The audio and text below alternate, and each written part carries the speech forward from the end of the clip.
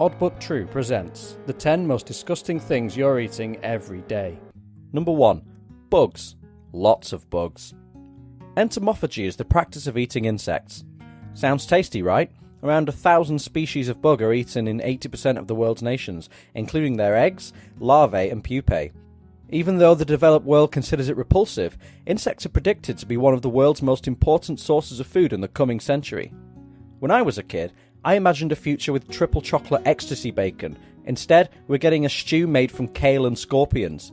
Thanks, scientists. The only time most of us would willingly eat a bug is when knocking back a tequila worm. But guess what? You've probably already eaten millions of bugs in your lifetime. Ever done the cinnamon challenge? The spice is legally allowed to contain 400 insect fragments per 100 grams, and it often comes close to between 30 to 50% of that limit. Similar levels are allowed for nutmeg, thyme, shredded carrots, flour, chocolate, and canned sweet corn. This horrible reality would have made the film A Bug's Life a much more horrifying story, as the sassy lead character, voiced by a washed-up comedian, is ground into dust to make cinnamon rolls. Number 2. Squirts from a beaver's anal glands. Right now you're thinking, nah, this is one of those pretend entries where we find out there's something the beaver does to some kind of seed which makes it grow in a certain way or perhaps ferment. Sorry, but that's wishful thinking, because there's no getting around this one. Castoreum is a substance taken from the castor sacs of the North American beaver. This yellowish secretion is used by beavers to mark their territory, but we use it as a crucial component of perfume. Aha, but we don't eat perfume, do we? No, but we do eat artificially flavoured vanilla, strawberry and raspberry everything. That's where the beaver secretions come in handy. Castoreum is used to give you that delicious taste we all recognise as something vaguely fruity, but not at all like fruit. This makes me wonder how the minds of food scientists work. Okay folks, we need to make this pudding taste like strawberries, but without using actual strawberries. Any suggestions? Yes, hold on while I drain my beaver's anal glands. Just trust me on this one. Number 3. Silicon dioxide. That sounds familiar, doesn't it? That's because it is. In fact, if you recently went to the beach, you probably spent most of the day shaking this substance out of your underwear. Silicon dioxide is a scientific term for glass powder, also known as sand. Now, we've all experienced the disappointment of biting into a bologna sandwich and realising there's half a sandcastle in there. So how could you possibly sneak this gritty, tasteless substance into your food without people noticing? Well, for starters, you could work in Taco Bell, or Burger King, Wendy's, Pizza Hut, and a whole bunch of other fast food outlets. A finer version of beach sand is used as an anti-caking agent in processed beef and chicken. I mean, they could just use non-processed beef and chicken in their food, but why do that when you can shove parts of a beach down people's throats? People like meat, people like beaches. Therefore, shut up and eat your sand, you witch. Number 4. Human hair and duck feathers. This sounds like the kind of material Tim Burton uses to stuff his mattress, but the combination of human hair and duck feathers is actually used in something most of us eat far too much of: bread. Cysteine is from the family of amino acids, which are crucial building blocks enabling all life on Earth to exist. So obviously, we humans use it to make grilled cheese sandwiches. This substance can be extracted from both human hair and duck feathers for use in bread, cakes and other baked goods as a processing aid, including the apple pies and cinnamon rolls served at McDonald's.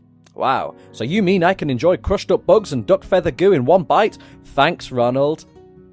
Whilst in most countries the only legal source of cysteine is bird feathers, many unscrupulous suppliers have been discovered using human derivatives in secret. The next time I see a greasy-haired individual in the barbershop, I'm going to keep a close eye on what they do with the clippings. Number 5. Maggots. When I told you there were legally acceptable amounts of insect parts in the spices you use every day, you probably felt the same way we all do when a cat licks your dinner. You can't really see anything bad there, so you ignore it, try to forget it ever happened. But could you ignore a handful of maggots in your dinner? If you were to guess that the total amount of fly larvae that's acceptable in a can of mushrooms was 0, then congratulations, you're only 20 maggots off. Love pizza more than a Ninja Turtle with the munchies? Not anymore, you don't. Legally acceptable amount in tomato paste? 2 maggots. 2 is less than 19, but it's still 2 maggots too many. The FDA also kindly informs you that if more than 10% of the mushrooms in a can are decomposed, you are allowed to complain. That's very high standards indeed. If you were to add Sardinian maggot cheese to mushrooms and tomato sauce, you'd be halfway to the most disgusting version of a meat feast pizza you've ever eaten. Number 6. Ammonia blasted beef. When your meat processing procedure takes flesh from tens of thousands of different cows from all across the country, you're going to have a tough job battling against bacterial contamination. If just a small amount of meat is infected, the whole batch could become the biggest risk to public health since Flavor Flav released that range of table sauces. I mean, that actually didn't happen, I made it up. But it will do, and when it does, we may as well pack up humanity and call it quits. There are various chemicals capable of ridding food of harmful bacteria, and the most hilariously titled method is the ammonia gas bath. This process, which sounds like something your grandpa goes through now he's lost all sense of shame, immerses beef in a haze of putrid-smelling ammonia. Usually, the only time you'll get to enjoy a combination of urine and beef is when you badmouth the staff at Arby's. However, independent studies have discovered that this process actually lets through many strains of harmful bacteria. So we made this whole chamber of airborne pee for nothing? Fantastic! Number 7. Miscellaneous bone paste. We've all seen those pink slime videos and thought, that strawberry pudding looks nice, until you then realise that's how chicken nuggets are made and you throw up a little in your mouth. Most mechanically separated meat is removed from the bone using high pressure, where the animal is forced through a fine screen until whatever comes out of the other side is mushy enough to form into dinosaur shapes. This process is the same for sheep, cows and any other animal deemed delicious enough to be enjoyed as a reheated paste. Inevitably, some animal bones become pulverized during this procedure, and the resulting bone slop remains in the final mixture. At least that's some extra calcium though. Who needs milk when you could have a delicious tall glass of liquid skeletons? Although, I can't see the slogan "Got Bone Paste" catching on anytime soon. When you consider that legally only 35% of processed meat is actually required to be meat, and that this liquid petting zoo is what makes up the rest, you've probably got more chance of finding Mike Tyson in a library than you have of tasting anything resembling an animal. Number 8. Juice from the cloned stomach of a cow. You've probably never noticed cloned cow stomach juice sat on the shelf next to the OJ, but that's because it's used in the production of food, not as an ingredient. You might think this kind of weird process is used in some far-off land where people worship a potato god and use gross animal parts to make horrible food. And you'd be right. Except this land isn't too far away. It's the USA. If you've eaten a domestically produced cheese, it was probably made with cloned cow stomach juice. Cloned calf genes are used to create a genetically modified version of rennet, whose enzymes are crucial in the production of cheese. These enzymes separate milk into curds and whey. Whilst whey is used to help skinny guys lift heavy things at the gym, the curds are processed to make cheese. This genetically modified source of rennet is used in pretty much all the cheese. Around 80% of all cheese in the US and UK is created using this technique.